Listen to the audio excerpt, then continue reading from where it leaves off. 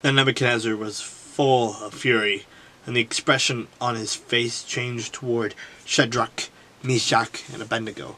He spoke and commanded that they heat the furnace 7 times more than it was usually heated. And he commanded certain mighty men of valor who were in his army to bind Shadrach, Meshach, and Abednego and cast them into the burning fiery furnace. Then these men were bound in their coats, their trousers, their turbans, and their other garments, and were cast into the midst of the burning fiery furnace. Therefore, because the king's command was urgent, and the furnace exceedingly hot, the flame of the fire killed those men who took up Shadrach, Meshach, and Abednego.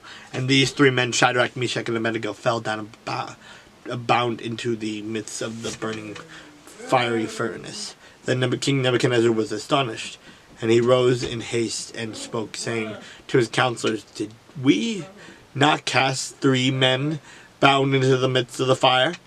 They answered and said to the king, "True, O king." "Look," he answered, "I see 4 men loose, walking in the midst of the fire, and they are not hurt, and the form of the 4th is like the Son of God."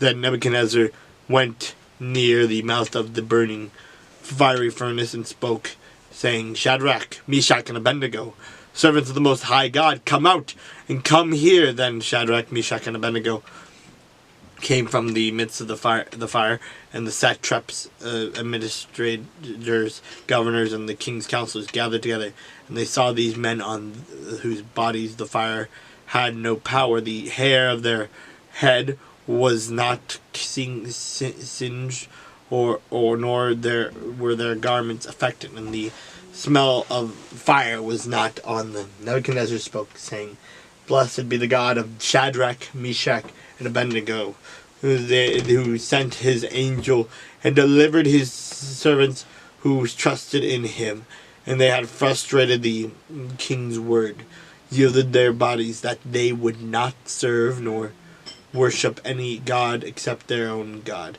Therefore I make a decree that any people, nation, and language which speaks anything amiss against the God of Shadrach, Meshach, and Abednego shall be cut in pieces, and their houses shall be made an ash heap, because there is no other God who can deliver like this."